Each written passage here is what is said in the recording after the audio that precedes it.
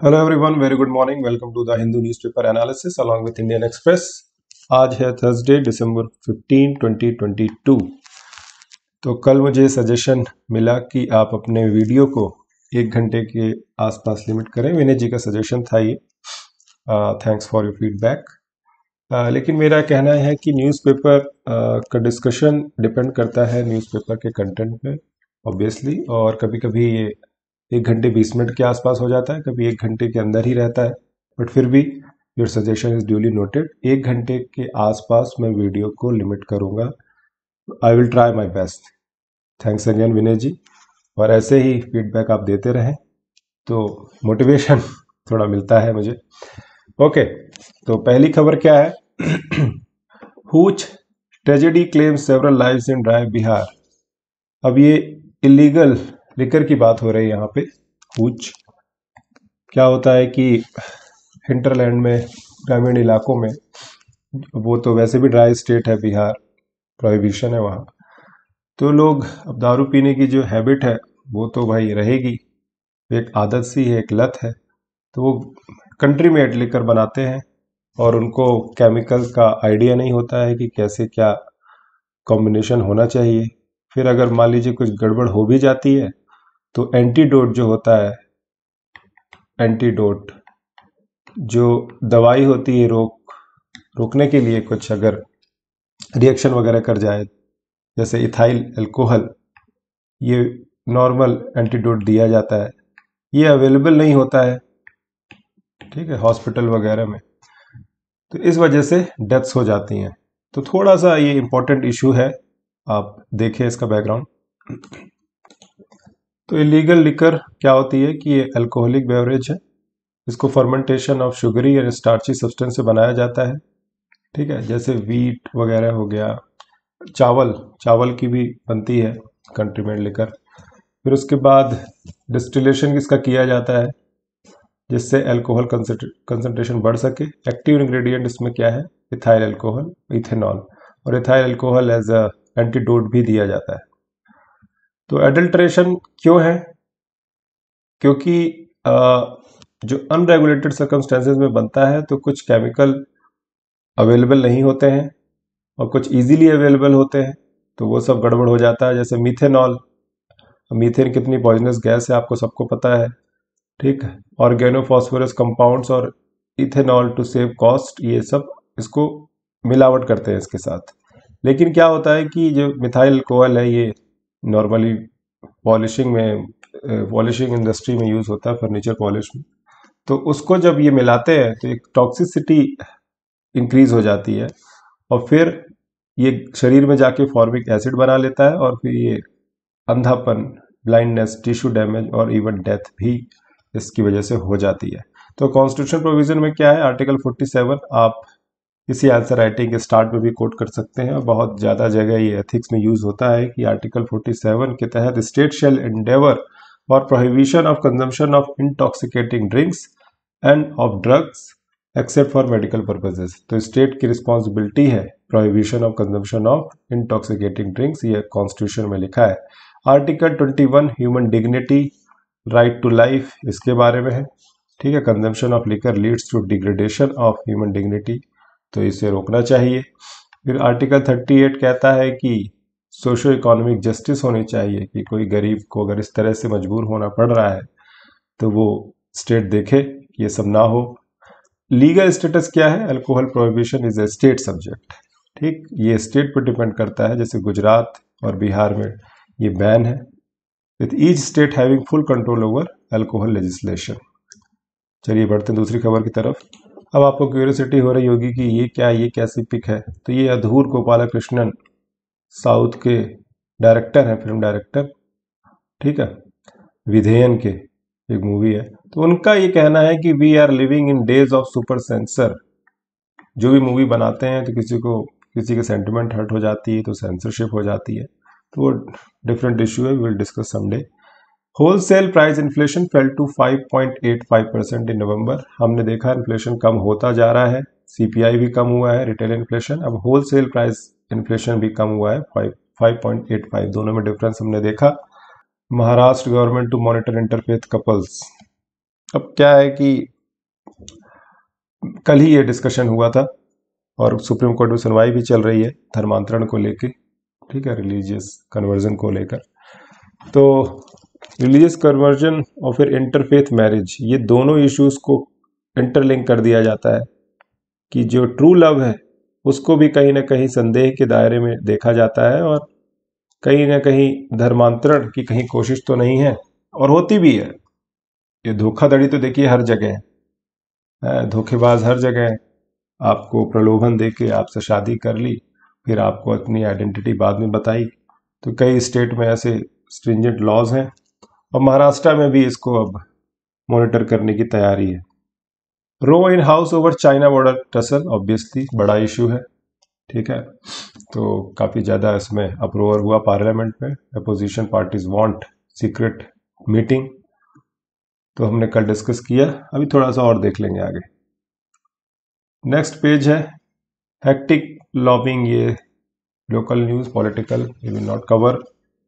ये हाँ, ये थोड़ा सा इंपॉर्टेंट है कि मान making it Punjab versus Haryana over SSP issue, says Purohit, senior superintendent of police SSP.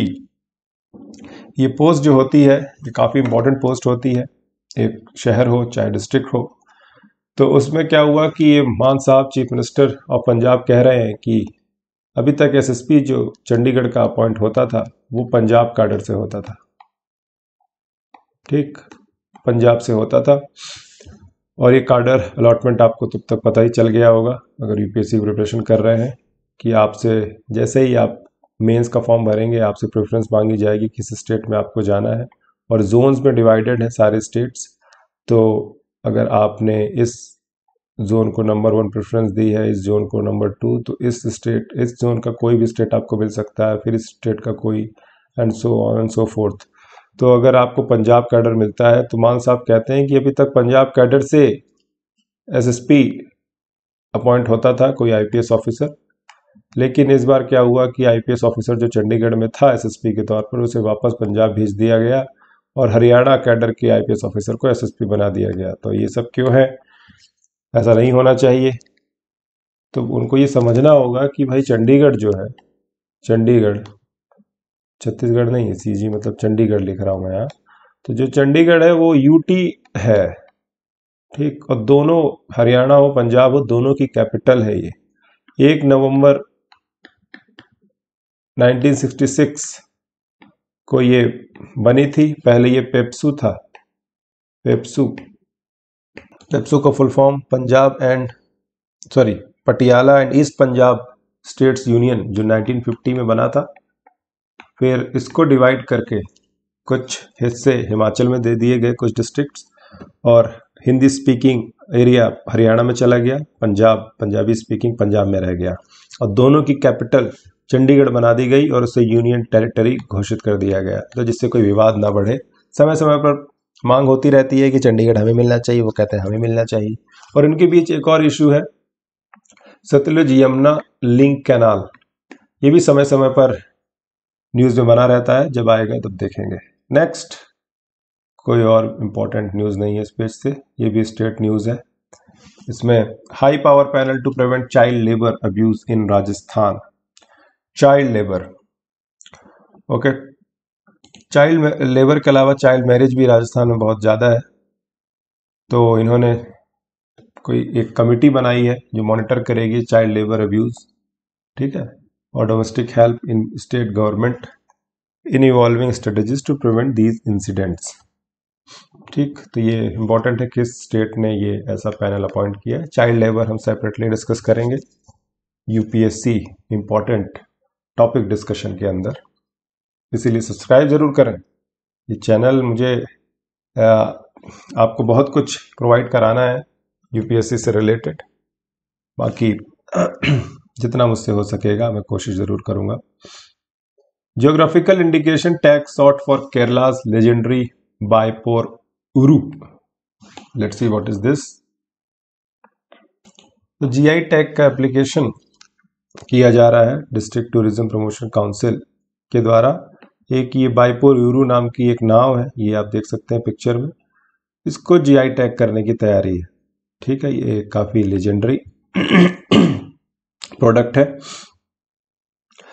तो जब, और उम्मीद है कि ऐसे यूनिक जीआई टैग अलॉट भी कर दिए जाते हैं। तो मेरा ये कहना है कि ऐसी न्यूज़ जो भी है ये इम्पोर्टेंट हो जाती है। आपको लगता है कि साउथ इंडियन इतनी सारी न्यूज़ क्यों आती हैं, तो यही एक द हिंदू ही एक ऐसा न्यूज़पेपर है जो साउथ की असली न्यूज़ कवर करता है। अब UPSC is all about whole India, तो साउथ की न्यूज़ जो नॉर्थ इंडियन न्यूज़पेपर्स हैं, खासकर दिल्ली एडिशन वगैरह, इतना कवर नहीं कर पाते हैं। But the Hindu is spot on, हर चीज़ें सही और एग्जैक्टली बताता है, और हमें आइडिया हो जाना चाहिए कि क्या इंपॉर्टेंट है क्या नहीं। तो वैसे तो मैं सब कुछ आपको इंपॉर्टेंट ही बताता हूँ, बट प्रीवियस ईयर क्वेश्चन अगर आप देखते हैं प्रीलिम के या मेंस के, तो आपको और आइडिया लग जाता है। Mulla Periyar dam level at 141 feet, second warning issued. Mulla Periyar dam के बारे में मैंने बताया कि तमिलनाडु और केरला के बीच में ये इशू है। सुप्रीम कोर्ट में भी गया, सुप्रीम कोर्ट ने कमेटी बनाई, उन्होंने रिपोर्ट दी कि 142 फीट इसकी हाइट होनी चाहिए। केरला कहता है कि ये अभी भी हाइट बहुत ज़्यादा है, क्या पता कल को अगर ये ब्रेक हो गया डैम तो हमारी तो तबाही हो जाएगी, और इसकी वजह से पानी भी बहुत ज़्यादा रुक जाता है और हमको फिर बचेगा क्या। तमिलनाडु ने कहा नहीं, हमारी भी रिक्वायरमेंट है, हम अपर रिपेरियन स्टेट है, हमने ही डैम बनाया है और हम ही इसके जो है क्या बोलते हैं मेंटेन करने वाले हैं। तो ये सब इशू है, I have already discussed. Editorial में कभी आया तो हम और डिटेल में देखेंगे। CBI to investigate theft of evidence in Andhra Pradesh minister case, not important. Another is also not important. Kerala seeks to use sports to tackle drug menace. Yes, drug abuse जो चल रहा है पंजाब के लिए भी सुप्रीम कोर्ट चिंतित था। उन्होंने कहा लीगल जो लिकर है यूथ को बर्बाद कर देगा। और ड्रग के बारे में भी एक स्टडी है, उसमें बताया गया कि 80% जो यूथ है पंजाब का वो कहीं ना कहीं ड्रग लेता है। और जैसे आर्यन खान वाला इशू है, सुशांत सिंह राजपूत वाला इशू है, तो ये भी ड्रग कितना पेनिट्रेट कर रहा है। और ये अभी एक न्यूज़ आई थी, आफ्ताब पूना वाला श्रद्धा मेनन केस जो है, उसमें उसने ड्रग ही लिया हुआ था, कुछ गांजा वांजा था उसके नशे में उसने किया, और वो ऑलरेडी ड्रग लेता था, ऐसे कुछ पता चला, रैकेट था कुछ, उसको ड्रग प्रोवाइड करता था मुंबई में। तो अब इसका सॉल्यूशन क्या है? Everything comes to the point, what is the solution? Problems तो बहुत सारी है इस देश में, उसके डेटा, फैक्ट, रिसर्च, रिपोर्ट सब कुछ मिल जाती है, लेकिन आप तब तक एक अच्छे एडमिनिस्ट्रेटर नहीं बनते जब तक आपके पास हर चीज़ का सॉल्यूशन ना हो। तो सॉल्यूशन में एक सॉल्यूशन ये है, traditional sports to get back youth to sports.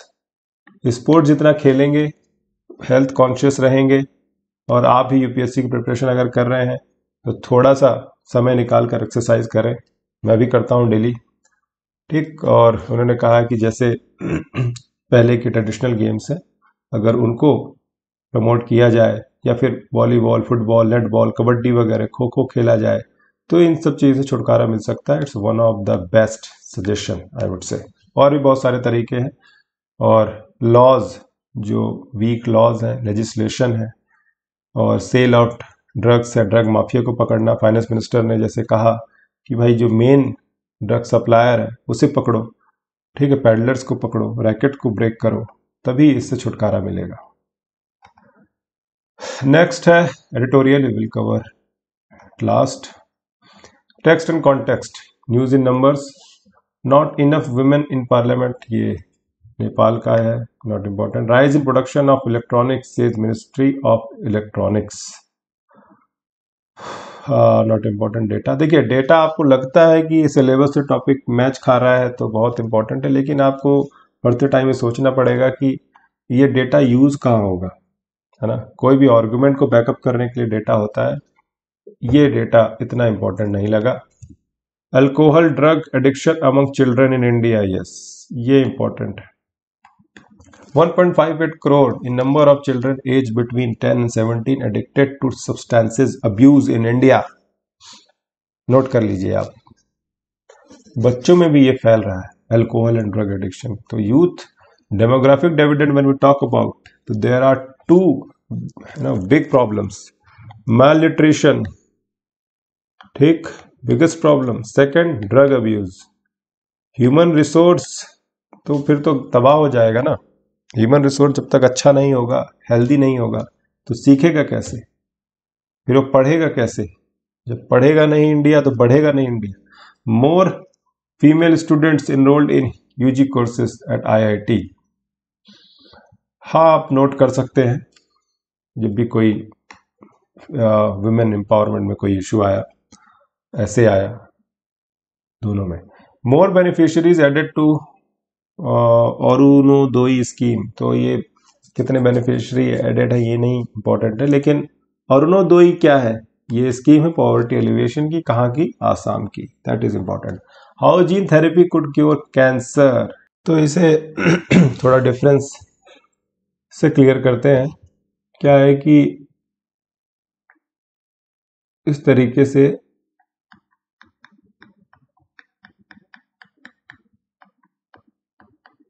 पता है आपको कि डबल हेलिक्स ये डीएनए स्ट्रक्चर होता है, और आरएनए की ये जो सिंगल स्ट्रैंडेड स्ट्रक्चर होता है। डिफरेंस तो आपको अब तक पता ही चल गया होगा, बेसिक साइंस है ये। तो डीएनए में ये जो आपस में जुड़े हुए हैं ये बेसिस कहलाते हैं। तो उनके कुछ नाम है, ए जी सी टी, एडेनाइन, ठीक है, गुआनाइन, साइटोसिन, थाइमिन। तो ये इनका जो कॉम्बिनेशन जब बनता है तब डीएनए बनता है, ठीक है। ए दूसरे वाले हेलिक्स से के ए से जुड़ा होता है, टी से जुड़ा होता है, जी से तो इनका जो कॉम्बिनेशन जब गड़बड़ होता है तब कैंसरियस सिचुएशन बनती है। ऐसा हमें पता था कि बेसिस का जो कॉम्बिनेशन कभी गड़बड़ होगा तो एक सिचुएशन बनती है, उसे हम कहते हैं कि T cell acute lymphoblastic leukaemia. ये पता लगाया, अब इसको ट्रीट करना था। तो हमारे पास ऑलरेडी एक टेक्नोलॉजी है, क्रिस्पर कैस9। ये अभी बहुत न्यूज़ में थी 2-3 साल पहले, और नोबेल प्राइज के भी साइंटिस्ट जो हैं इससे रिलेटेड उन्हें मिला है। कैस9 यहाँ पे एक एंजाइम है, प्रोटीन है। तो जो बैक्टीरिया होते हैं, बैक्टीरिया कैसे अपने आप को बचाते हैं बीमारियों से, उन्हें भी तो दिक्कत होती है ना। How bacteria defend themselves against virus. Virus और बैक्टीरिया का जो कंफ्यूजन है आज दूर कर लीजिए, दोनों को अलग अलग पढ़िए। बहुत क्या होता है, नॉर्मल जो सर्दी खांसी होती है उसमें हम एंटीबायोटिक खा लेते हैं, जबकि ये वायरल फीवर होता है। एंटीबायोटिक तब इस्तेमाल करना चाहिए जब थोड़ा सा बैक्टीरियल इम्पैक्ट भी हो। तो ये बैक्टीरिया को जब वायरस से थ्रेट होता है तो वो एक मैकेनिज्म अपने मतलब इनिशिएट करते हैं। उसी से सबक लेके हमने एक इस तरीके का कुछ क्रिस्पर कैस9, क्रिस्पर जो है एक टेक्निक है और कैस9 एंजाइम है, और यही एंजाइम प्रोटीन ये कुछ एरिया को ऐसे, जैसे ये वाला इम्पैक्टेड रीजन है तो इसको काट के शिफ्ट कर देता है, और जो अच्छा वाला है उसको इसकी जगह रिप्लेस कर देता है।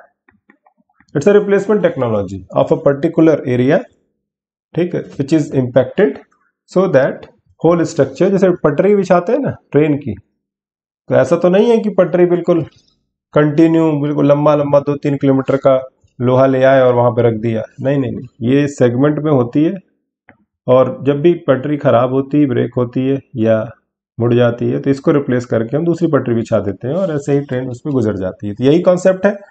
तो लेकिन इसका अपग्रेडेड वर्जन, इस क्रिस्पर कैस9 का अपग्रेडेड वर्जन इसका यूज कहाँ किया इन्होंने? इस बेस स्ट्रक्चर में जो फॉल्ट है इसको रिपेयर करने में यूज किया। तो it is called based editing, base editing. तो ये इंपॉर्टेंट है, हाईली इंपॉर्टेंट टॉपिक है। बेस एडिटिंग क्या है, नया टॉपिक है, तो कुछ इसकी शुरुआत ऐसे होती है, ये जान ले। तो यूके में कुछ थेरेपी हुई, कैंसर थेरेपी। एलिजिया नाम की एक लड़की थी, टीनेज गर्ल, उसको ठीक किया गया। और इसके अलावा एक चीज और जान लें कि यहाँ पर एक बी सेल होता है और टी सेल होता है। It's all about immunity.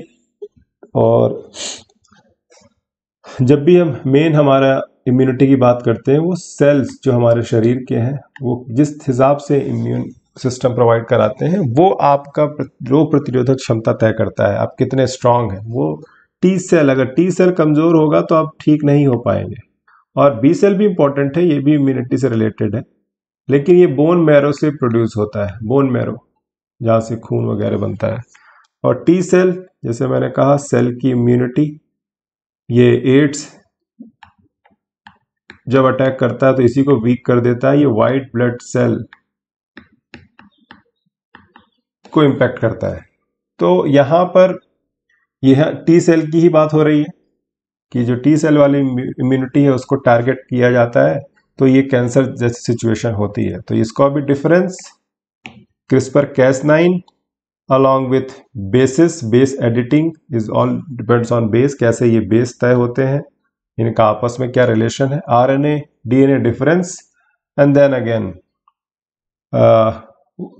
Overall what is gene editing. ये इंपॉर्टेंट टॉपिक है, आप सेपरेट नोट से पढ़ लें। Why are India slowing exports are a cause of concern? Obviously, अगर एक्सपोर्ट डिक्लाइन होगा तो ट्रेड इम्बैलेंस हमारा गड़बड़ होगा, क्योंकि इंपोर्ट तो हमारा चलता ही है। उसमें अगर हमें प्रोड्यूस करना है, प्रोडक्शन बढ़ाना है, तो इंपोर्ट बढ़ाना पड़ेगा, रॉ मटेरियल वगैरह, तभी हम मैन्युफैक्चर करके एक्सपोर्ट कर पाएंगे, या फिर रॉ मटेरियल ही एक्सपोर्ट करें। जो भी है, ट्रेड बैलेंस इससे गड़बड़ होता है। और अभी अक्टूबर का जो डेटा आया है उससे पता चला है कि इंडिया का जो एक्सपोर्ट है वो 16.9% गिर गया ईयर ऑन ईयर, जो कंपैरिजन है उससे हमें ये पता चलता है। तो कहने का मतलब है कि इसके कारण भी पहले देख लें, फिर उसके बाद आते हैं। कारण ये बताया गया कि ग्लोबल स्लो डाउन है। ऑब्वियसली डेवलप्ड कंट्रीज में जो डिसइन्फ्लेशन चल रहा है, इन्फ्लेशन जो होता है वहाँ नॉर्मली वो कम है, इसका मतलब वहाँ ग्रोथ नहीं है, तो डिमांड नहीं है, तो ग्लोबल डिमांड नहीं है, ठीक है। और इन्फ्लेशन, हाई इन्फ्लेशन है, rising borrowing cost, geopolitical tension. Geopolitical tension मतलब यूक्रेन वाली बात हो रही है यहाँ, Ukraine Russia. Rising borrowing cost, जो लोन्स हम लेते हैं अगर वो बढ़ेगा तो ऑब्वियस सी बात है इसका असर एक्सपोर्ट पे भी दिखेगा। तो इन्होंने कहा कि इंजीनियरिंग गुड्स जो हमारे थे उनकी डिमांड घट गई। इंजीनियरिंग गुड्स की वजह से हम एक्सपोर्ट में अच्छा खासा कमा लेते थे, लेकिन अब उसकी डिमांड बढ़ गई। लेकिन यहाँ पे एक और पॉइंट है कि जो दूसरी डेवलपिंग कंट्रीज है जैसे फिलीपींस, वियतनाम, इनके एक्सपोर्ट में इतनी कोई दिक्कत नहीं हुई। तो रीजन क्या है? When it comes to export there are an number of reasons, ठीक है, which decide the impact on export, कि वो घटेगा या बढ़ेगा। तो बहुत सारे रीजन में से एक रीजन तो यही है कि लेबर सप्लाई, अगर चीप लेबर नहीं हुआ, ठीक, तो इसका कॉस्ट पड़ेगा। पोर्ट जो होते हैं इसके जो टैक्स वगैरह हैं, ठीक, छूट वगैरह वैसे गवर्नमेंट प्रमोट करती है, लेकिन फिर भी इसके जो लाइसेंस फीस वगैरह है, ट्रांसमिशन चार्जेस वगैरह हैं, ये भी तय करते हैं एक्सपोर्ट। फिर उसके बाद जो डिमांड है, ग्लोबल डिमांड, वो भी तय होती है। एक्सपोर्ट की दिशा इससे तय होती है कि कितना एक्सपोर्ट करना है, कितना डिक्लाइन हो रहा है। फिर अगर मान लीजिए पेंडेमिक वगैरह हो गया, सप्लाई चेन डिसरप्शन जिसे कहते हैं, इसकी वजह से भी एक्सपोर्ट इम्पैक्ट होता है। देन बोरोइंग कॉस्ट, अगर इंटरेस्ट रेट्स हाई हैं, ठीक, तो व्यापारियों को थोड़ी सी दिक्कत होती है, इसका असर एक्सपोर्ट के चार्जेस में दिखता है। रुपी की वैल्यू अगर ज़्यादा है तो एक्सपोर्ट कॉस्टलियर हो जाएगा और it will impact overall export growth. लेकिन अभी रुपी तो ठीक ठाक है, कुछ 82 के आसपास है, तो एक्सपोर्ट तो बढ़ना चाहिए। तो ओवरऑल हम देखते हैं, ये जिस्ट में लिखा है, ये 3 फैक्टर हैं जो अभी के एक्सपोर्ट को प्रभावित कर रहे हैं। और आप हो सकता है बजट जब आएगा तो उसमें भी ये चीज़ें आप देखें, then we will discuss everything in detail. Next है CBI launched 15 cases for derogatory post since 2019। Hate crime की यहाँ बात हो रही है। NCRB does not maintain data under hate crime, ये भी इंपॉर्टेंट प्रीलिम फैक्ट है। ठीक, प्रीलिम नहीं तो मेंस में आप यूज़ कर सकते हैं कि इसे हेट क्राइम का प्रॉपर डेटा मेंटेन होना चाहिए और इनके ऊपर भी कार्रवाई होनी चाहिए और फास्ट ट्रैक कोर्ट्स बैठाने चाहिए। नहीं तो अगर ऐसा हेट क्राइम बढ़ता गया तो कंट्री डिवाइड हो जाएगी, पोलराइजेशन बढ़ जाएगा, एनिमोसिटी इस कंट्री में कम्युनिटीज़ के बीच बढ़ जाएगी। तो ये डेटा दिया है जितेंद्र सिंह ने, यूनियन मिनिस्टर है, डीओपीटी मिनिस्टर भी हैं। तो ये कह रहे हैं कि सीबीआई ने 15 केसेस रजिस्टर्ड किए डेरोगेटरी पोस्ट के लिए, पोस्ट मतलब सोशल मीडिया पोस्ट वगैरह। तो ये कहाँ तक सही है, क्योंकि हर चीज़ की एक लिमिट होती है, एक बैलेंस है जिसे बनाना पड़ता है। किसी को क्रिटिसाइज करें आप तो कंस्ट्रक्टिव क्रिटिसिज्म एक टर्म है, आप नोट कर लें। When you criticise someone you have to criticize in a way that it does not hurt the sentiments, ठीक है। लेकिन फिर भी मैग्नानिमस होना चाहिए गवर्नमेंट फंक्शनरीज को, ठीक है, कॉन्स्टिट्यूशनल फंक्शनरीज को, कि कभी कभी चीज़ें इग्नोर कर दें। ये थोड़ा सा डेटा था। अगर आप कभी भी आंसर राइटिंग करें हेट स्पीच के लिए, लेकिन ऐसे टॉपिक से हमें सब बचना चाहिए, क्योंकि इसमें आपको बहुत अच्छे नंबर भी मिल सकते हैं। और अगर आपने अच्छे से डिटेल एक्सप्लेनेशन नहीं दिया with the backing of facts, data, constitutional phrases, laws, तो दिक्कत हो जाती है फिर। India shares Aadhaar roll out experience with G20 members. Obviously हमारे पास G20 की प्रेसिडेंसी है, हमने जो जो एक्सपीरियंस गेन किए हैं हम लोगों को बताएंगे। अब अभी आधार की बात हो रही है, अभी यूपीआई भी होगा, ठीक है, हमने कैसे गरीबी मिटाई वो भी होगा, और हमने कैसे पेंडेमिक से लड़ाई लड़ी, वैक्सीन डिस्ट्रीब्यूशन किया, पूरा वर्ल्ड आश्चर्यचकित हो गया, दे गॉट बाय सरप्राइज कि भाई ऐसा कैसे, इंडिया जैसी कंट्री क्या कर रही है। तो ये सब हम बताएंगे एक्सपीरियंस, और अपने कंसर्न भी हो सकता है कि हम शेयर करें आगे। चाइना से क्या इशू है, टेररिज्म वगैरह। BSNL is going to be revived in a big way. इतना इसका रिवाइवल कब से सुन रहे हैं हम, BSNL का कितना कैश फ्लो भी हो जाता है। अभी ये पैकेज फिर से अनाउंस हुआ है, 1,64,000 crore for the revival of BSNL। But ये है कि पता नहीं क्या इसमें वर्क कल्चर है। Need for fiscal prudence in implementing PFMS। Public account committee ने बताया है कि पब्लिक फाइनेंस मैनेजमेंट सिस्टम जो है उसमें फिस्कल प्रूडेंस की ज़रूरत है जब उसको इम्प्लीमेंट करने जाए। तो ये है क्या, इम्पॉर्टेंट है ये। तो ये कुछ नहीं, एक डेटाबेस है, सॉफ्टवेयर है, जो सेंटर प्लान्स होते हैं उसको मॉनिटर, पहले इसका नाम भी सेंटर प्लान्स मॉनिटरिंग सिस्टम था, अब ये PFMS हो गया है, पब्लिक फाइनेंस मैनेजमेंट सिस्टम। तो ये एक डेटा मेंटेन करता है सॉफ्टवेयर जो सबको, ठीक है, डिस्ट्रीब्यूशन वगैरह, इनकम, हर चीज़ रिकॉर्ड मेंटेन करता है, कैसे यूटिलाइजेशन ऑफ फंड होना चाहिए, प्रोजेक्शन वगैरह, एवरीथिंग। तो इन्होंने कहा है कि PSC क्या है, PSC जो है कैग की फिलोसोफर फ्रेंड एंड गाइड है। कैसे कि कैग की रिपोर्ट को भी PSC पढ़ती है। तो PSC, ये वही PSC की बात हो रही है यहाँ पे। इसका कंपोजिशन इम्पोर्टेंट है और इसके काम भी इम्पोर्टेंट है। यही एक ऐसी बॉडी है जो कैग की रिपोर्ट पढ़ती है और फिर पार्लियामेंट में इसको रखा जाता है। तो दो कमेटी, एस्टिमेट कमेटी और PSC, दोनों कमेटीज के डिफरेंस आप अभी जाके पढ़ें टाइम निकाल के। PFMS भी नोट करें। क्या है कि इस समय चल रहा है पार्लियामेंट्री डिस्कशन, ठीक है, बहुत सारे ये चीज़ें, ये दौर इम्पोर्टेंट हो जाता है, काफ़ी चीज़ें निकल के आती हैं UPSC के लिए। हर चीज़ जो पार्लियामेंट में डिस्कस होती है इम्पोर्टेंट हो जाती है, इसलिए भी ये न्यूज़पेपर इस समय थोड़ा लेंदी हो जाते हैं। तो house committee calls for more medical facilities for troops at forward locations. अभी देखिए फिर से वही न्यूज़, मतलब उसी सोर्स से कि पब्लिक अकाउंट कमेटी ने कहा 55th रिपोर्ट, ये 54th थी और ये 55th रिपोर्ट, कि जो फॉरवर्ड लोकेशन में ट्रूप्स हैं हमारे, फॉरवर्ड लोकेशन में बॉर्डर एरियाज पे, जो जंग कभी भी हो जाए तो वही बेचारे लड़ें, ठीक है, हम तो घर में सो रहे हैं, लेकिन हमारे जवान वहीं फॉरवर्ड लोकेशन में लड़ेंगे, तो उनकी फैसिलिटी बढ़ानी चाहिए, मेडिकल फैसिलिटी, ये पीएसी ने सजेशन दिया है। अब ये है NSCS has prepare draft cyber security strategy. National security council secretariat has formulated a draft national cyber security strategy, ठीक है, which holistically looks at the issues of security. देखिए बहुत सारे अपरेटस है हमारे पास, एजेंसीज हैं। CERT-In 2004 में आया था। फिर क्रिटिकल इंफ्रास्ट्रक्चर वाला जो एक है, national critical infrastructure protection centre, ये NTRO के अंदर काम करता है, ये भी है। फिर हर मैंडेटरी है, ये दूसरे जो प्राइवेट कंपनीज है उसमें भी साइबर सिक्योरिटी एक सेल बनाया जाएगा, ये मैंडेटरी है।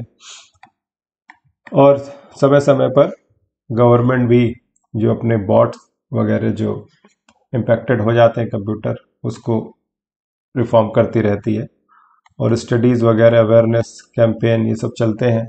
तो हमने काफ़ी इस दिशा में काम किया है साइबर सिक्योरिटी में, अब ये भी आने वाला है, तो जब आएगा we will see. Mumbai to experience poor to very poor AQI in coming years. अब मुंबई में भी एयर पॉल्यूशन है, इसका छिप जाता है, दिल्ली का दिख जाता है। तो मुंबई में हालात क्यों बन रहे हैं, इसको थोड़ा देखना होगा हमें, कि मुंबई तो भाई कोस्टल एरिया है, वहाँ का जो पॉल्यूशन है नॉर्मली जो लैंड ब्रीज है 3-4 बाद वो छट जाता है। ये फैसिलिटी दिल्ली के पास नहीं है, उसकी ज्योग्राफी ऐसी है कि सब कंसंट्रेशन बढ़ जाता है। लेकिन जो कोस्टल एरियाज है, कोस्टल एरिया चाहे चेन्नई हो चाहे कोलकाता हो, यहाँ पर ये जो लैंड ब्रीज सी ब्रीज वाला सिस्टम है, इसकी वजह से पॉल्यूशन छट जाता है। लेकिन नॉर्मली ऐसा देखा जा रहा है मुंबई में कि जो 3-4 दिन वाला फिनोमिना था, एक तो day in day out, night and day वाला जो सिस्टम है, सी ब्रीज लैंड ब्रीज, वो अलग है। 3-4 दिन में भी जो ओवरऑल कचरा है, आसमान में पॉल्यूशन है, वो भी छट जाता है, ठीक। लेकिन इस समय ये 3-4 दिन वाला सिस्टम 10-15 दिन तक खिंच रहा है, इसकी वजह से मुंबई में एयर क्वालिटी पुअर होती जा रही है। Rajya Sabha clears bill to move Gond community to ST list in UP. Gond तो देखिए ST है, मध्य प्रदेश में सबसे ज्यादा जो है इनका ट्राइबल ग्रुप है। देखिए 1-2 है, ट्राइबल पॉपुलेशन और ट्राइबल ग्रुप, ठीक है। ग्रुप के अंदर सब कास्ट आ जाती है, जैसे गोंड की सब कास्ट होती हैं, तो पूरे ग्रुप में आ जाती है। और पॉपुलेशन जब होती है तो एब्सोल्यूट पॉपुलेशन की हम बात करते हैं, तो मध्य प्रदेश का डेटा है मेरे पास, तो थोड़ा सा क्लियर हो जाए कि भील्स जो है मध्य प्रदेश में लार्जेस्ट पॉपुलेशन है गोंड ट्राइबल्स की एब्सोल्यूट टर्म में, और ट्राइबल ग्रुप जो सबसे बड़ा है वो है गोंड। लेकिन ये तो है ST का दर्जा मिला हुआ है उड़ीसा और ये सब स्टेट में, झारखंड और MP में, लेकिन यूपी थोड़ा नॉर्दर्न स्टेट हो जाता है, प्लेन एरिया ना, गंगा यमुना दोआब वाला एरिया, तो वहां पे ट्राइबल्स कम है थोड़ा। तो गोंड है जैसे, तो यूपी में भी है, तो उन्हें ST का दर्जा देने की बात हो रही है, और इसके लिए प्रॉपर बिल लाना पड़ता है। Scholarship for class 9 and 10 only under OBC category, not important. Eklavya school किससे रिलेटेड है, ये भी ट्राइबल से रिलेटेड है, ये भी आप नोट कर लें, पढ़ना चाहें तो ये स्कीम भी पढ़ सकते हैं। We move to next page. Centre tells Maharashtra Karnataka to wait for Supreme Court judgement on border issue. Yes, ये बहुत अच्छा प्रयास है, जो फेडरल स्ट्रक्चर है हमारा, फेडरल फैब्रिक, उसको दुरुस्त करने का ऐसे इनिशिएटिव लेनी चाहिए। अब दोनों ही क्या है, बीजेपी पार्टी है, तो ये बड़ा आसान हो जाएगा, जैसा कहेंगे अमित शाह वैसा सब मान लेंगे। और दूसरे भी अगर अपोजिशन पार्टी भी हो तो इस तरह का कोऑपरेशन दिखाना चाहिए कि जब मामला सुप्रीम कोर्ट में है, ठीक है, सब जुडिस है, जैसे सब जुडिस कहते हैं, जब सुनवाई होती है केस में, जब मामला सब जुडिस है तो आपस में न लड़ें, फैसले का इंतजार करें। फैसला भी आ जाए तो फिर न लड़ें, फिर स्वीकार करें कि हाँ सुप्रीम कोर्ट ने कुछ कहा है, तो सोच समझ के कहा होगा। Maharashtra government to monitor interfaith, वही फर्स्ट पेज की न्यूज है, इसको थोड़ा डिटेल में है ये। Number of journalist jailed has reach record high, CPJ report. CPJ क्या है, कमिटी टू प्रोटेक्ट जर्नलिस्ट, ठीक है, इसकी रिपोर्ट है, उन्होंने कुछ नंबर भी दिए हैं। तो एक है reporters without border France based agency है, ठीक है, science frontier reporter, science frontier ऐसे कोई रिपोर्ट लेकर आती है ये। इसमें इंडिया की रैंकिंग भी है, कुछ 140s में है इसकी रैंकिंग। तो जो जर्नलिस्ट के इंडिपेंडेंस है, मीडिया की इंडिपेंडेंस है, उसमें इंडिया पूरली परफॉर्म करता है, और ये फ्रीडम ऑफ स्पीच के कहीं ना कहीं अपोजिशन में है, उसको ये इम्पैक्ट करता है। Modi praises Gujarat BJP unit, not important. फिर specific date will be given for please on article 370। Yes, बहुत सारे पिटिशन है आर्टिकल 370 को सुनने के लिए, लेकिन सुप्रीम कोर्ट इस पर सुनवाई अभी नहीं कर रहा है और कह रहा है कि डेट दी जाएगी, इंतजार करें। India losing territory due to faulty border pillars, ये एलिगेशन लगाया होगा पक्का, ये कोई रिपोर्ट तो नहीं होगी। लेट्स सी, जूम क्यों नहीं हो रहा है। तो ये बीजेपी के ही मेंबर है, और ऐसा नहीं है कि कोई भी पार्टी का मेंबर गवर्नमेंट को सजेशन नहीं दे सकता जस्ट बिकॉज गवर्नमेंट जो बनी है वो उसी की पार्टी की बनी है, वो ज़्यादा जानते नहीं। अगर आपको लगता है, यही तो है डेमोक्रेसी। तो सांसद महोदय उन्होंने बताया कि राज्यसभा में ये जो बॉर्डर है मणिपुर और मेघालय के बीच, खास तौर पर इसमें जो पिलर डिसाइड हुआ है, इसकी बॉर्डर फेंसिंग हो रही है इस समय, वो इंडिया की तरफ शिफ्ट होता जा रहा है। ये चालबाजी है, इसको थोड़ा सा डिप्लोमेटिकली देखना होगा। That was the issue. Deepika Padukone, Deepika Padukone ने कुछ कपड़े पहने भड़कीले, वो पसंद नहीं आए मध्य प्रदेश में। जो डिफेंस गृह मंत्री, यस, होम मिनिस्टर है, उन्हें पसंद नहीं आए। डिफेंस मिनिस्टर तो होता ही नहीं स्टेट में, तो ये भूल के भी मत कभी निकालिएगा मुंह से। तो इन्होंने कहा कि दीपिका पादुकोण के कपड़े धार्मिक भावना को आहत करते हैं। इन्होंने कुछ केसरिया रंग की कुछ बिगनी पहन ली थी, और अभी गाना आया है बेशरम करके पठान मूवी से, ठीक। तो इन्होंने कहा कि बैन कर दिया जाएगा मूवी को स्टेट में, ठीक। अब ये तो कंट्रोवर्शियल जबरदस्ती बनाया जा रहा है। अरे इत्तेफाक भी तो हो सकता है, इतना नहीं टची होना चाहिए। You can not think of cinema as time pass, वो जो फर्स्ट पेज का था उसी का एक्सटेंशन है कि सेंसर वाले दौर में चल रहे हैं। Now you can link this to this, yes, easily. कैसे ये चीजें लिंक है, हर चीज में बैन लगा दो। I don't watch OTT because I don't believe in releasing my films in cell phone and laptop view. ये इनका व्यू है, इंपॉर्टेंट नहीं है। बस यही जान लीजिए आप कि ban culture, boycott culture, it's a little bit exaggeration of the very simple thing, है ना। इतना भी स्ट्रेच नहीं करना चाहिए। हाँ, बैलेंस बना के रखना चाहिए। जो मूवी डायरेक्टर्स हैं, जो भी आर्टिस्ट वगैरह हैं, इन्हें भी थोड़ा समझना चाहिए कि भाई अभी सेंसिटिव माहौल है, तो क्यों ज़बरदस्ती अपने राइट्स को, ठीक है, क्लेम करना। क्लेम कर सकते हैं आप, ये तरह आप मत लिखिएगा ज़बरदस्ती क्यों अपने राइट्स को क्लेम करना। You can claim your right any day, any form, ठीक है। ऐसा कोई समय और माहौल नहीं होता है, लेकिन फिर भी आप ये लिख सकते हैं कि there has to be a balance between rights of yours and rights of others. बस इतना लिख देंगे आप, काम हो जाएगा आपका। वर्ल्ड अफेयर से पहुंच गए हैं। UN removes Iran from women's rights body over rally crackdown, ठीक है। वो जो प्रोटेस्ट चल रहा है वही ईरान में, अब वहां उस पर क्रैकडाउन चल रहा है प्रोटेस्टर्स पे। 2 लोगों को तो फांसी पे चढ़ा दिया, एक फुटबॉलर भी है ईरान टीम का, उस पर भी चार्जेस है, क्या पता उसे भी ना लटका दें। तो यूनाइटेड नेशन ने, ठीक है, commission on status of women, उसने हटा दिया है ईरान को। ये न्यूज़ थी, बाकी इंपॉर्टेंट नहीं लगी। पेरू में वही इमरजेंसी हो गई है प्रेसिडेंट को हटाने के लिए।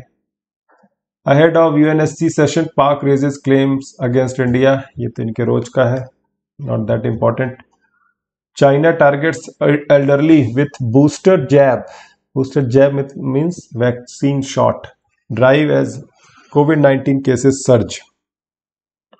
अभी जीरो कोविड स्ट्रेटेजी थी, तब तक तो सब ठीक था, पूरा स्ट्रिक्ट लॉकडाउन वगैरह। फिर उसके बाद प्रोटेस्ट होने लगे कि भाई तुम जेल बना दोगे क्या पूरी कंट्री को। तो उन्होंने रिस्ट्रिक्शन को थोड़ा सा हटाया, और जब हटाया तो केसेस बढ़ने लगे। तो अब एल्डरली को टारगेट किया जा रहा है क्योंकि उनकी इम्यूनिटी बहुत वीक होती है, उनको ज़्यादा खतरा है।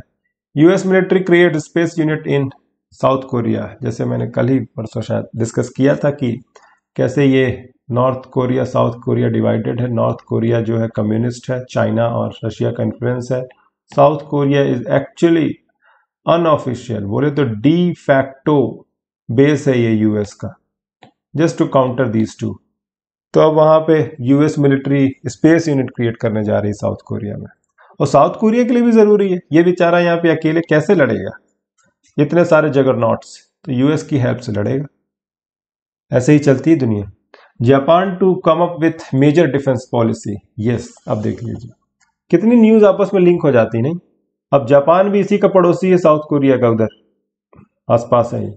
जापान भी, उसे भी डील करना है चाइना से, रशिया से, तो उसने भी नागासाकी और हिरोशिमा के बाद काफी टूट सा गया, बोले कि ठीक है भाई तुम ही आओ, तुम ही हमारी रक्षा करो। यूएस को कहा ऐसा, यूएस ने वहां भी बेस बना लिया, साउथ कोरिया में बेसिस बना लिए।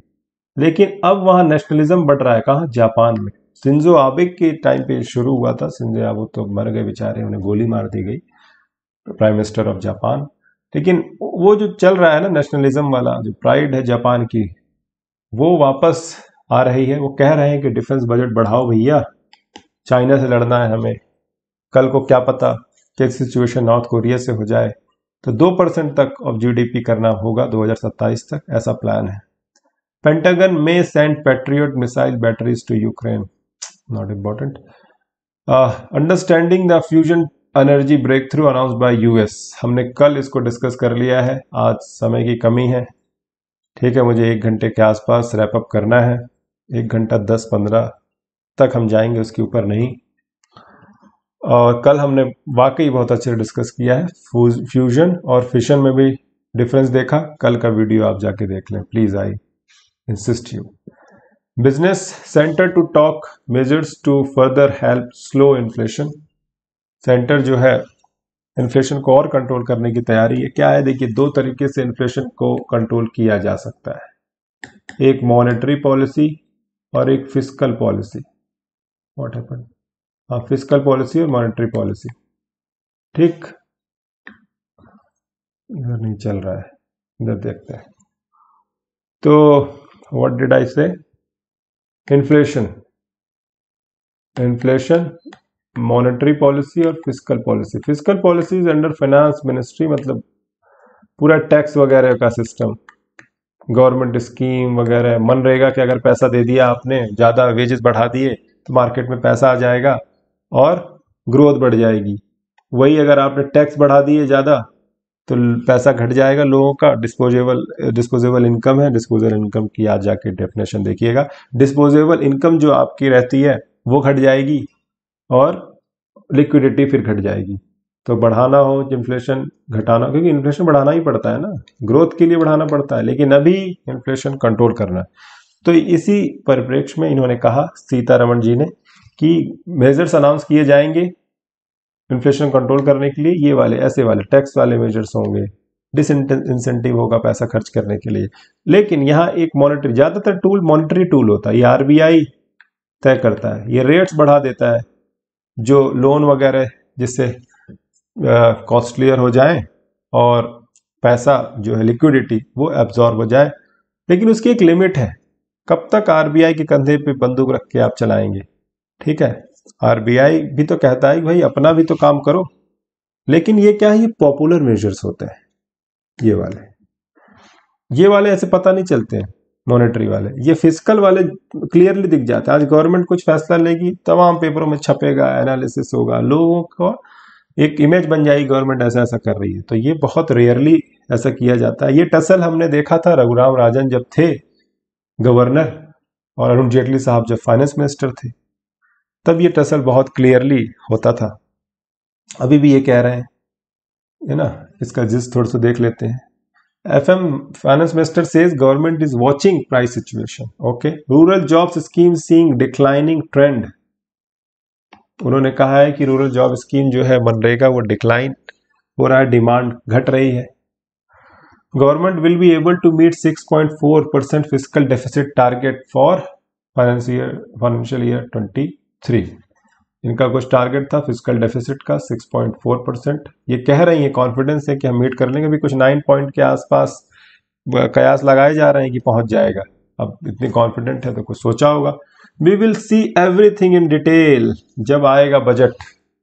पूरा ऐसा एनालिसिस करेंगे कि आपको कहीं जाने की जरूरत नहीं होगी।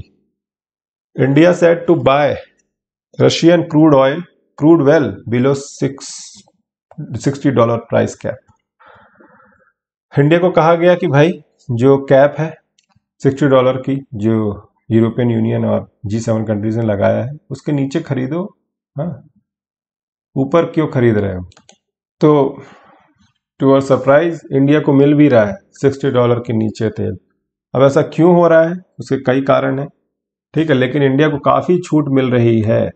ये 4 मार्केट सोर्सेज ने बताया है कि बहुत ज़्यादा डिस्काउंट मिल रहा है और इंडिया और रशिया का खास रिलेशन भी है, तो फ़ायदा तो हमें ही है। जितना भी कम पैसा हमारा जाए उतना ही अच्छा। और ये क्या है, Russian crude oil price cap क्या है, ये भी हमने देखा है और लगभग हर दिन देखा है। और नेक्स्ट टाइम भी, अब आज तो नहीं, कल परसों कभी भी फिर से न्यूज़ आती है तो we will repeat this again. बीच बीच में क्या है कि जो नए लोग हैं उनके लिए भी बताना पड़ता है। तो ये कह रहे हैं कि यहाँ पे एक टर्म है यूरल क्रूड। यूरल्स क्या है ये थोड़ा सा देख लेते हैं। Russia is the country which is divided into Europe part and Asian part. बहुत बड़ी कंट्री है, ठीक है। तो ये डिवीजन ऐसा नहीं है कि बिल्कुल hard and fast physical division ऐसे कर दिया है कि बाउंड्री डिसाइडेड है। ऐसा कुछ बाउंड्री डिसाइडेड नहीं है।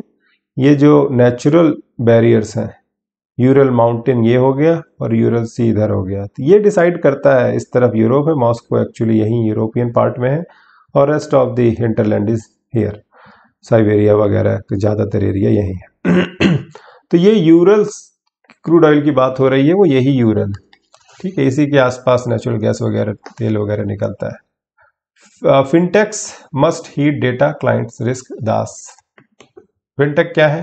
फाइनेंशियल टेक्नोलॉजी फॉर्म्स जैसे पेटीएम वगैरह हो गए, दूसरे और जो लोन वगैरह ऑनलाइन प्रोवाइडर है, ये सब इनको ध्यान देना होगा गवर्नेंस पे, बिजनेस कंडक्ट पे, डेटा प्रोटेक्शन पे, क्योंकि अब समय सही नहीं है, साइबर सिक्योरिटी का खतरा है, ऐसी ऐसी चीज़ें।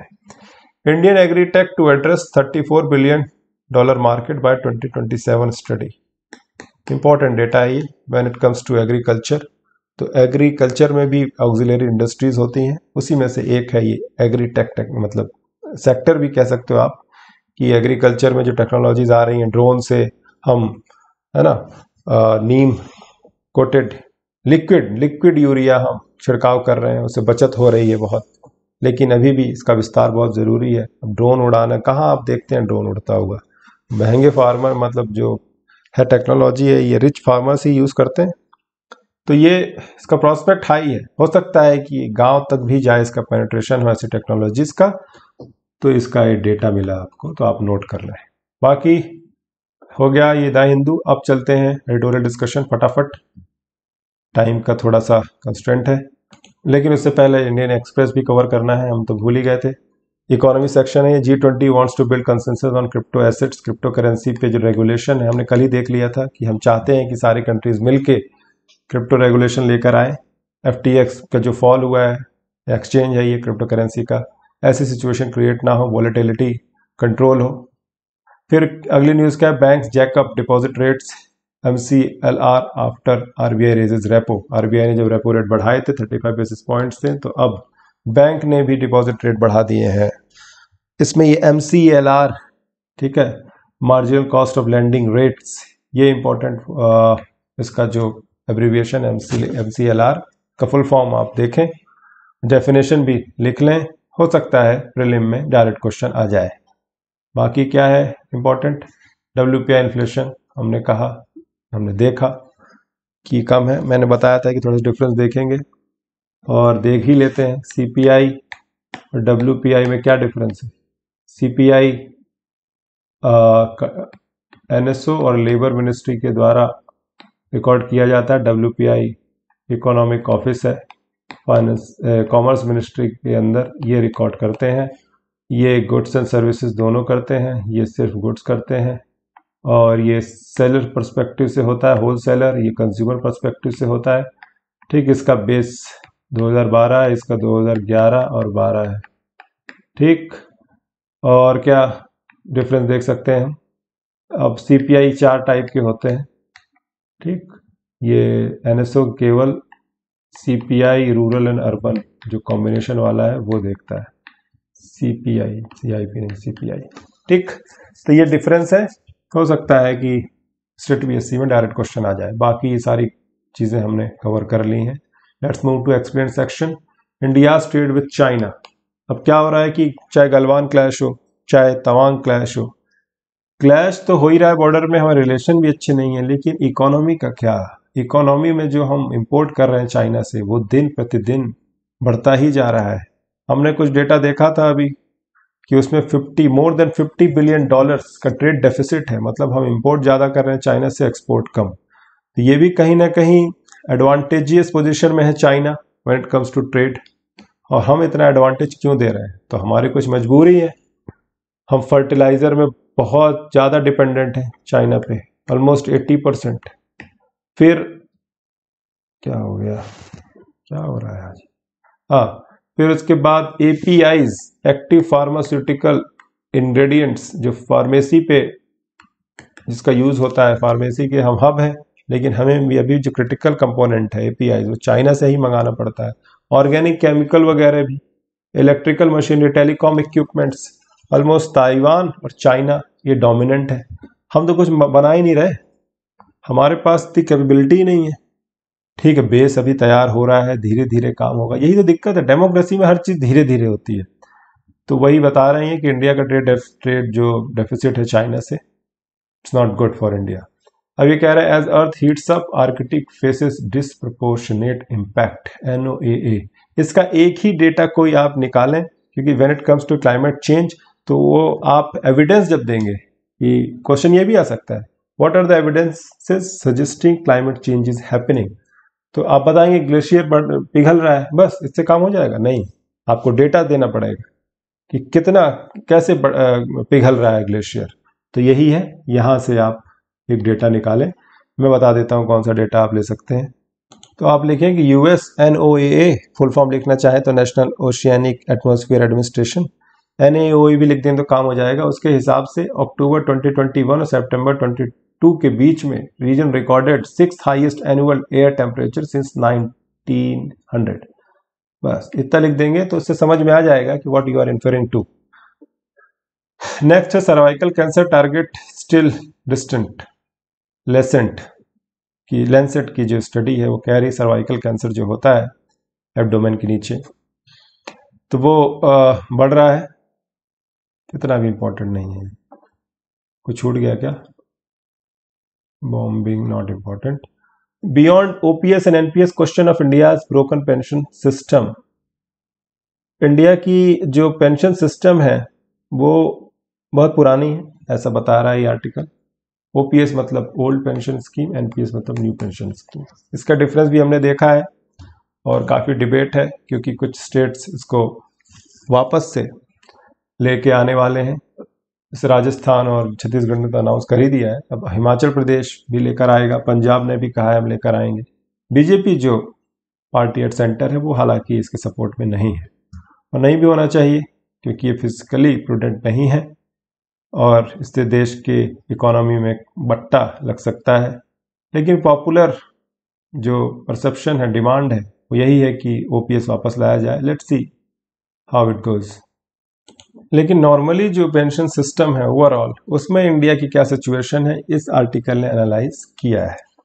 कि ये कह रहे हैं कि 2022 edition of Mercer CFA institute global pension index में इंडिया की जो रैंक है पेंशन सिस्टम में 41 आउट ऑफ 44 कंट्री, सोचिए कितनी घटिया रैंकिंग है, उसमें ये इंडिया को प्लेस किया गया। यानी पेंशन सिस्टम बहुत अच्छा नहीं है हमारा जो अभी चल रहा है। उसमें एक और रिपोर्ट है, ठीक है, NIPFP की, ठीक है, ये at least 85% current workers are not member of any pension scheme. अब जब 85% जो वर्कर हैं इस देश में वो पेंशन के कोई हिस्सेदार ही नहीं है, तो कैसे, क्या है ये मतलब सिचुएशन।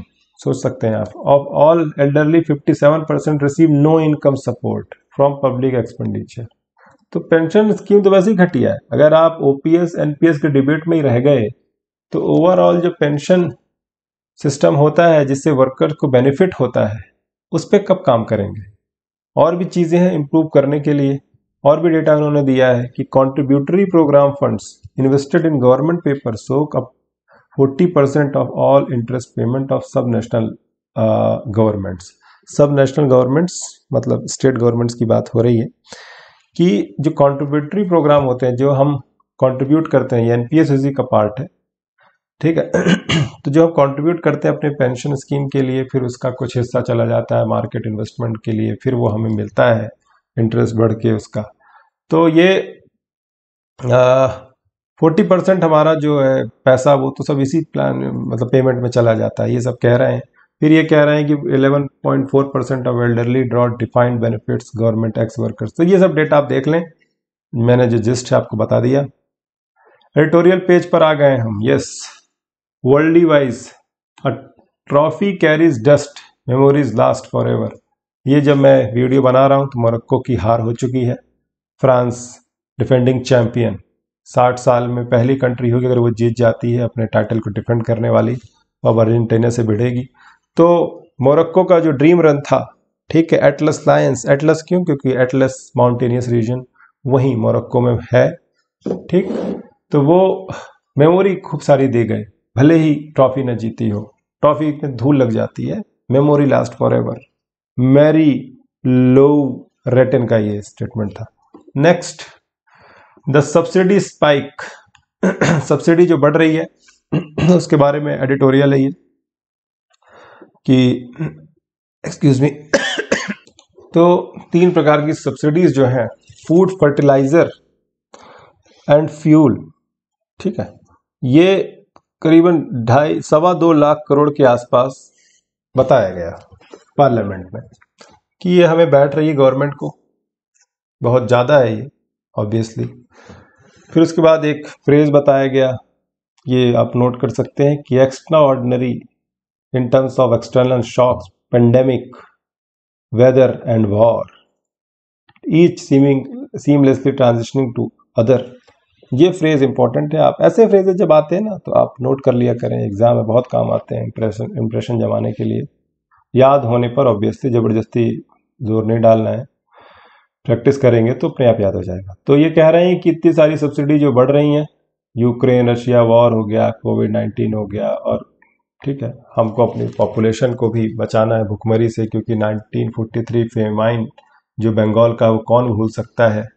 फिर उसके बाद जब हम इंडिपेंडेंट हुए तो हमारी अवेयरनेस नहीं थी फर्टिलाइज़र को लेके, हम अब बहुत सारा अनाज इंपोर्ट करते थे, ठीक, अमेरिका से। P480 स्कीम जो है अमेरिका वाली गेहूं आयात करने की, PL480 सॉरी, तो ये उसमें अमेरिका जो आर्म ट्विस्टिंग करता था अपनी पॉलिसी बनवाने के लिए, उससे भी छुटकारा हमें लेना था। ग्रीन रिवॉल्यूशन वगैरह सब कुछ आया। आज हालात बेहतर है, लेकिन आज भी कंपल्शन है गवर्नमेंट के पास, और गवर्नमेंट ने बहुत अच्छा काम किया, इसमें सराहा है कि भाई जो 800 मिलियन लोगों को फूड दिया गया, फूड ग्रेन डिस्ट्रीब्यूशन किया गया, वो बहुत सही है, ठीक है। इसीलिए इंडियन एक्सप्रेस थोड़ा सा हटके है द हिंदू से, क्योंकि ये गवर्नमेंट को जहां ड्यू क्रेडिट है वो भी देता है और रिफॉर्म ही सजेस्ट करता है। तो इन्होंने कहा ऐसी ऐसी बात। फिर उसके बाद ये कह रहे हैं कि लेकिन अभी चीज़ों पे कुछ रिव्यू भी चाहिए। फॉसिल फ्यूल जो पेट्रोलियम है, डीजल है, ये तो मार्केट डिसाइड करता है, ठीक। ऐसा ही प्रयास दूसरे एरियाज में करना चाहिए। फर्टिलाइजर में खास तौर पर ये सजेशन दे रहे हैं, मार्केट बेस्ड रेगुलेशन होना चाहिए। फिर ये कह रहे हैं कि जो 2 किलो 3 रुपए किलो पर केजी वाला जो अनाज है, ठीक है, पब्लिक डिस्ट्रीब्यूशन सिस्टम में, इस पर भी रिव्यू की ज़रूरत है। ये आप डायरेक्ट बेनिफिट ट्रांसफ़र कर सकते हैं, जो होता ही है नॉर्मली, लेकिन टारगेटेड तौर पर। अगर टारगेटेड डायरेक्ट बेनिफिट ट्रांसफ़र होगा तो सब्सिडी का खर्चा कम होगा, ये सजेशन दे रहे हैं। और आप अपने मन से भी सजेशन ला सकते हैं कि सब्सिडी हम कैसे बचाएं। ऑब्वियसली करप्शन घटेगा तो सब्सिडी बचेगी, ठीक है, लोगों की इनकम लेवल बढ़ेगी तो सब्सिडी घटेगी, और टारगेटेड जिनको ज़रूरत है वाकई ज़रूरत है उन्हीं को सब्सिडी दी जाए तो बचेगी। अभी कुछ रिकवरी हुई पीएम किसान योजना से, कितने ज़्यादा फेक बेनिफिशरीज थे, डेटा आया था, कुछ करोड़ों में पैसा जो है फिर रिड्यूस करना पड़ा। 67% रिडक्शन हुआ। जो इनिशियली स्कीम अनाउंस की गई थी पीएम किसान, उसका जो पैसा डिसबर्समेंट था और अभी जो डिसबर्समेंट हुआ उसमें 67% का डिक्लाइन है। क्यों? क्योंकि उस टाइम पे बेनिफिशरीज ज़्यादा थे, अब अच्छे से आइडेंटिफाई किया गया तो इस तरह से फायदा हुआ हमें। तो अब जो हमने न्यूज़ पढ़ी, ठीक है, public finance management system, it's all about this. अगर वो दुरुस्त होगा तो फिजिकल प्रूडेंस बढ़ेगा और ये फर्टिलाइजर जो बर्डन है वो भी घटेगा। अगला है एयरपोर्ट की न्यूज़ है। लोग मतलब अभी जो गए थे सिंधिया जी वहाँ, सिविल एविएशन का, इतना इंपॉर्टेंट नहीं लगा मुझे। Let's recognise equality, yes we will discuss this. और ऊपर भी इकोनॉमी से है एडिटोरियल, तो मैंने पढ़ा है इसे, तो ये समझ में आया कि अगर आप यही पैराग्राफ पढ़ लें, ऐसा नहीं कि मैं टाइम बचा रहा हूँ, ठीक है, थोड़ा सा अगर डिले भी हो गया, अगर आपको काम की चीज़ मिल रही है तो उसमें बुराई नहीं है, आप ये पढ़ लेंगे तो समझ में आ जाएगा आपको कि much has change during the pandemic, सब कुछ बदला है। Most importantly the overall physical deficit बढ़ गया। जैसे मैंने बताया कि 9.6 प्रोजेक्ट किया जा रहा है, लेकिन सीतारमण जी ने कहा कि 6.8 तक हम पहुंचा देंगे, ठीक है। Sword and we believe that the next few years will be all about getting it back on track, obviously पूरा रोड मैप तैयार है। This is important because interest payments on past debt make up hoping 50% of the net tax revenues। जो हमने पिछले उधार लिए हैं उसका इंटरेस्ट चुकाने में ही 50% टैक्स रेवेन्यू चला जाएगा। Living very little room for other spending, दूसरा खर्चा फिर कैसे देंगे। Given the needs of the economy on various fronts like health, education, capex मतलब capital expenditure along with fertiliser subsidy वगैरह, ये फ्यूल सब्सिडी, फूड सब्सिडी, ये भी तो बर्डन है। It is important to lower the interest burden over time, that can only be achieve by physical consolidation. Physical consolidation होगा तो ही interest burden कम होगा। Interest burden बोले तो लोन वगैरह, ये तो मॉनेटरी पॉलिसी का हिस्सा है, लेकिन टैक्स वगैरह भी अगर आप घटाते हैं लोगों के तो भी इनको जो है कुशन मिलता है और कैपेक्स मतलब कैपिटल एक्सपेंडिचर बढ़ेगा और इकोनॉमी ग्रोथ होगी, ठीक है। आपको पूरा सार बता दिया है मैंने इस आर्टिकल का। और अब बढ़ते हैं, let's recognise equality, two major marriage laws are actually open to same sex marriage. अभी एक सुप्रीम कोर्ट में सुनवाई चल रही है कि सेम सेक्स मैरिज को क्यों ना फॉर्मलाइज कर दिया जाए, ठीक है, क्योंकि जो हमारे पास अभी करंट लॉ है जिससे कोर्ट मैरिज होती है 1954 वाला, तो वो केवल बायोलॉजिकली जो अपोजिट सेक्स है उसे रिकॉग्नाइज करता है। तो पिटिशनर का ये आर्गुमेंट था कि उसके अंडर ही अगर सेम सेक्स मैरिज ला दी जाए तो उससे फ़ायदा होगा, ह्यूमन राइट्स वगैरह डिफेंड होंगे। ऑलरेडी हमने होमोसेक्सुअलिटी को डीक्रिमिनलाइज कर दिया है और उनके राइट्स के लिए काफ़ी वोकल है सुप्रीम कोर्ट, लिबरल है काफ़ी ज़्यादा, और दूसरी कंट्रीज़ में भी सेम सेक्स मैरिज को रिकॉग्नाइज किया गया है, तो यहाँ भी मांग उठ रही है। तो उन्होंने ये रुथ वनिता करके हैं, इन्होंने कुछ आर्टिकल लिखा कि 1993 से LGBT मूवमेंट फॉर्मली शुरू हुआ इस कंट्री में, ठीक।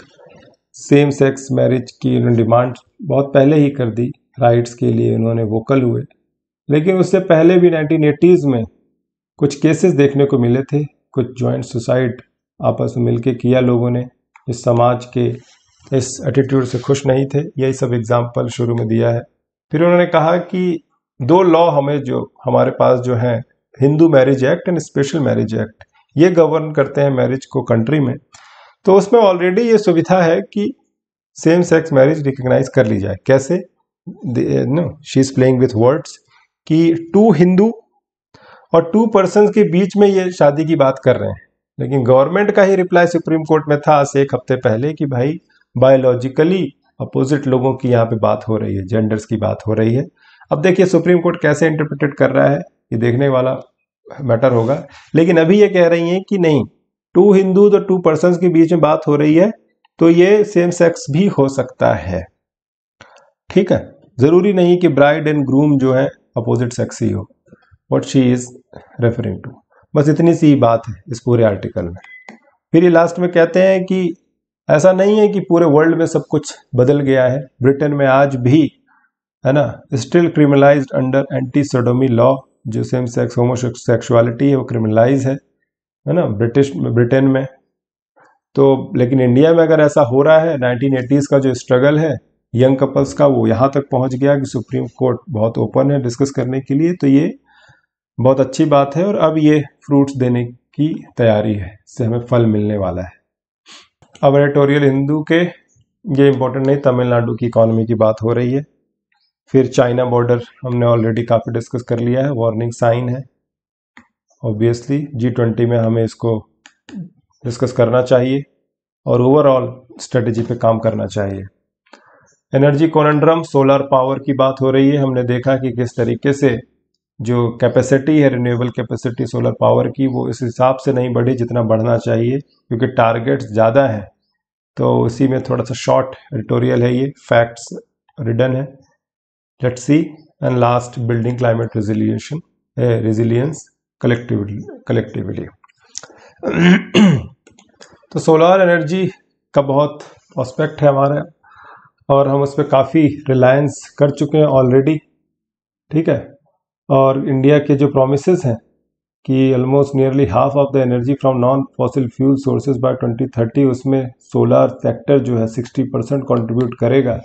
और इंटरनेशनल फोरम में भी काफ़ी ज़्यादा हमने अनाउंसमेंट कर दिया है कि बाय एंड ऑफ 2022 इतना 175 गीगावाट प्रोड्यूस करेंगे, ठीक है, रिन्यूएबल एनर्जी। उसमें 1 लाख तो मतलब 100 गीगावाट तो सोलर पावर ही रहेगा। लेकिन कल ही हमने देखा कि किस तरीके से वी आर लैगिंग बिहाइंड। फिर ये कह रहे हैं कि बहुत सारी दिक्कतें आ रही हैं और इनिशिएटिव भी उन्होंने बताया कि solar parks and ultra mega solar power projects policy हमने अनाउंस की थी। इतने इतने पार्क्स हमने स्टार्ट कर दिए। लार्जेस्ट एशिया का गुड़ रीवा में, फिर उसके बाद भाडला राजस्थान में, फिर पावागढ़ या पावापुर ऐसे कोई जगह है जो कर्नाटका में है, ठीक है। तो सोलर पार्क और सोलर पावर प्रोजेक्ट दोनों में डिफरेंस है, वो भी देख लीजिएगा। तो ये कह रहे हैं कि इस तरह की चीज़ें हमने इनिशिएट की, लेकिन इसमें भी काफ़ी सारी दिक्कतें हैं, काफ़ी सारे रोड ब्लॉक्स हैं, जैसे एक्वायरिंग लैंड, क्लियर टाइटल वगैरह, इंफ्रास्ट्रक्चर नेसेसिटी जो ट्रांसमिशन के लिए पावर के लिए होती है, टावर वगैरह, वो टाइम जगह नहीं है, उसकी वजह से काफ़ी ज़्यादा दिक्कत और होती हैं। जैसे ग्रेट इंडियन बस्टर्ड जो ट्रांसमिशन लाइन है, उनके जो हैबिटाट को इंक्रोच करती हैं कहीं ना कहीं, ये भी एक इशू है। ये लिंक होता है development plus environment wild life protection इसकी डिबेट में।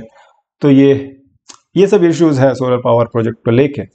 फिर ये कह रहे हैं कि बहुत ज़्यादा हाइप हो गया, नो डाउट अबाउट दिस, लेकिन मेन इशू यहाँ पे ये भी था कि प्राइस पैरिटी, सोलर पावर तब तक पॉपुलर नहीं होगा जब तक इसके रेट्स नॉर्मल जो कन्वेंशनल एनर्जी हम यूज़ करते हैं उसके समतुल्य हो, उसके बराबर हो, तभी हमको फ़ायदा होगा। उसका जो इंस्टॉलेशन जो कॉस्ट है, रूफटॉप सोलर की बात कर रहे हैं, लेकिन सस्ता तो होना चाहिए, ठीक है। लगाने वाली कंपनियां भी जो है उन्हें भी इंसेंटिव होना चाहिए। तो ओवरऑल जो इकोसिस्टम है that has to be in place before you can say that कि हाँ सोलर पावर अब सब कुछ रिप्लेस कर देगा। लेकिन उसके साथ साथ ज़रूरत है विंड, न्यूक्लियर पावर, ठीक है, और भी दूसरे जो आपके है ना हाइड्रो पावर, ठीक, जियोथर्मल, इन सब के प्रोस्पेक्ट देखने की भी ज़रूरत है कि ये इकोनॉमिक वायबल भी हो, इन्वायरमेंटली सस्टेनेबल भी हो, ये भी देखना पड़ेगा। Solar power is not a Panacea for every need, ये लास्ट में कंक्लूड कर दिया है।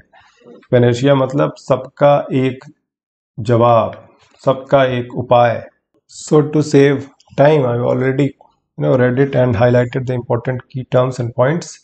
तो ये आर्टिकल है building climate resilience collectively, climate change के बारे में, जो COP27 हुआ उससे बेस्ड, उस पर बेस्ड काफ़ी सारे आर्टिकल एडिटोरियल्स आ चुके हैं। उनमें से एक ये है, अर्बन प्लानिंग की बात कर रहे हैं ये, कि long term low carbon development study जो इंडिया ने वहाँ दी है शर्म अल शेख इजिप्ट में, COP कॉन्फ्रेंस ऑफ पार्टीज जो हुई क्लाइमेट चेंज को लेकर, वहाँ ये कहता है कि मल्टी सेक्टोरल मेजर्स हैं जो net zero emission status achieve करेंगे। Climate resilient urbanisation forms a cornerstone of this. ठीक है, मतलब अर्बन एरियाज ये क्लाइमेट चेंज के लिए बहुत क्रिटिकल है, क्योंकि इनका जो ग्रीन हाउस गैस एमिशन है बहुत ही ज़्यादा है। ठीक है, तो urban planning, climate responsive and climate resilient buildings and municipal service delivery, ये 3 की एलिमेंट्स हैं इस पूरी स्ट्रेटेजी के। तो अब ये कहते हैं कि कैसे इसको अचीव किया जाए, तो ये सजेशन दे रहे हैं कि ministry of housing and urban affairs जो ये चीज़ को डील करती है, it has to facilitate implementation of LCDs and enable the integration of the other missions जो इसके लिए, जैसे फॉर एग्जांपल अमृत मिशन है, स्मार्ट सिटी मिशन है, तो बहुत सारे जो मिशन है उनको इंटीग्रेट करे, इसको डिमॉन्स्ट्रेट करे अर्बन प्लानिंग स्ट्रेटजीज को। ठीक है, तभी ये चीज़ें अचीव हो सकती हैं, संभव हो सकती हैं। तो इस पूरे आर्टिकल में मुझे ऐसा लगता है कि बहुत अच्छे पावरफुल फ्रेजेस हैं, मैंने हाईलाइट किए हैं। आप ये टिपिकल जो खासकर जो इसका कंक्लूजन है वो टिपिकल यूपीएससी आंसर राइटिंग का कंक्लूजन है, तो वो भी आप जरूर पढ़िएगा, देखिएगा। चलिए, तो हम कहाँ थे कि cities now need effective and efficient planning translate master plans into transformative business ready investment project. ठीक है, तो जो उसका मास्टर प्लान है क्लाइमेट चेंज भी देखे और इन्वेस्टमेंट प्रोजेक्ट जो है ग्रीन एरियाज पे, उसमें भी इनको प्रयास करना होगा। फिर अर्बन सस्टेनेबिलिटी असेसमेंट फ्रेमवर्क यूसेफ, ये जो सपोर्ट टूल है यूएन हैबिटेट का, ये कहता है कि it enable cities to regularly capture intersectoral data. तो जो डेटा ड्रिवन गवर्नेंस की हम जो बात कर रहे हैं, यहाँ पे हेडिंग है, उसका इस्तेमाल हमें करना चाहिए। इंटरसेक्टोरल जो डेटा है कि पानी कितना खर्च हो रहा है, एनर्जी कितनी खर्च हो रही है, उस हिसाब से हम प्लानिंग करें। फिर उसके बाद ये कह रहे हैं कि इन्हांस वर्टिकल इंटीग्रेशन, ये देखिए बहुत अच्छा एक फ्रेज है, vertical integration by pulling together missions objectives at centre state level. ठीक है, इवन लोकल लेवल, जो इसका वर्टिकल इंटीग्रेशन करना होगा। जो भी प्लान्स इनिशिएटिव शुरू हो रहे हैं, हर स्टेट में भी शुरू होता है, हर सिटी में भी अलग शुरू होता है। No, the urban transport sector is among the key contributor to greenhouse gas emission. जो transport, urban transport, vehicular pollution इतना ज़्यादा होता है कि वो ग्रीन हाउस गैस एमिशन बहुत निकलते हैं उससे। इन्होंने 2 केस स्टडी बताई है भोपाल और जयपुर की। ये कह रहे हैं कि भोपाल में जो अर्बन ट्रांसपोर्ट है वो 19% ऑफ सिटी का ग्रीन हाउस गैस एमिशन करता है, लेकिन भोपाल में ज़्यादातर नॉन मोटराइज ट्रांसपोर्ट होता है, लेकिन उसमें भी दिक्कतें हैं। पब्लिक बाइक डॉकिंग स्टॉप जो है केवल 24% ऑफ इट्स पॉपुलेशन को एक्सेस हो पाता है। ठीक, only half of its street have footpath. बस इतना ही लिखना है आपको, डिटेल में नहीं जाना है। और भी लिख सकते हैं कि in Bhopal smart city mission जो इसके अंदर ये सिटी आती है, has made significant investment in NMT non motorise transport, but use of this infrastructure has been suboptimal, मतलब सेटिस्फैक्ट्री नहीं है। तो नेचर बेस्ड सॉल्यूशन की बात हो रही है यहाँ पर। अब जयपुर की बात हो रही है कि जयपुर में ओपन स्पेस बहुत कम अवेलेबल है जितना होना चाहिए बेंचमार्क से। ये डेजर्ट कैपिटल जो जयपुर है, राजस्थान की कैपिटल, उसको हीट वेव जैसी चीज़ों की तरफ ले जा रहा है, अर्बन फ्लडिंग डॉट्स की तरफ ले जा रहा है। फिर ये कह रहे हैं कि increasing permeable spaces along mobility corridor to decrease the run off by sizable fraction, ये करना होगा। ठीक है, परमिएबल स्पेस मतलब वाटर परकोलेट तो हो, सब बह जाएगा तो सब बाढ़ आ जाएगी। Such intervention find consonance with Atal mission. Atal mission जो है for rejuvenation of urban transformation, Amrut जो है, उसमें ये मैंडेट है और इसे फॉलो करना चाहिए। It allows for cities to integrate them with capital investment plans. तो अब इसका सॉल्यूशन क्या है? स्टेक होल्डर पार्टिसिपेशन होना चाहिए towards building climate resilience from various tiers of government, non government, community based organisation, NGOs वगैरह है ना, सीबीओज, एकेडमिक इंस्टीट्यूशन, उन सब का आपस में इन्वॉल्वमेंट हो। From building a sustainable profile to arriving at very specific intervention. फिर cumulative benefits, efficient use of public resources, ठीक, from various central and state missions, उनका इंटीग्रेशन वगैरह भी हमने देखा, स्टेक होल्डर पार्टिसिपेशन भी देखा।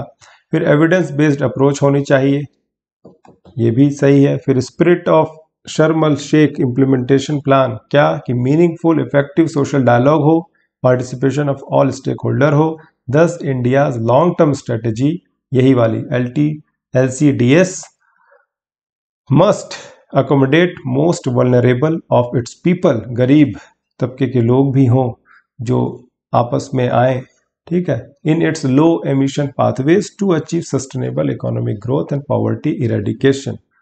तो कुल मिला के इन्होंने कंक्लूजन में वो भी टॉपिक लेकर आ गए और बहुत अच्छा कंक्लूजन दे दिया जो इसमें डिस्कस ही नहीं हुआ। Poverty eradication, economic growth, sustainable, सब कुछ ऐसे ही आंसर लिखना है, ऐसे ही कंक्लूजन लिखना है यूपीएससी आंसर राइटिंग में। इसका ये बहुत अच्छा एग्जांपल था एडिटोरियल। ठीक है, इसी के साथ हम आज का एडिटोरियल डिस्कशन यही खत्म करते हैं। न्यूज़पेपर एनालिसिस भी हुआ, कल फिर मिलेंगे नए एडिशन के साथ। और प्लीज़ प्लीज़ प्लीज़ सब्सक्राइब करें। ये चैनल जितना ही ग्रो होगा उतना कंटेंट भी ग्रो होगा। Thank you so much, have a nice day.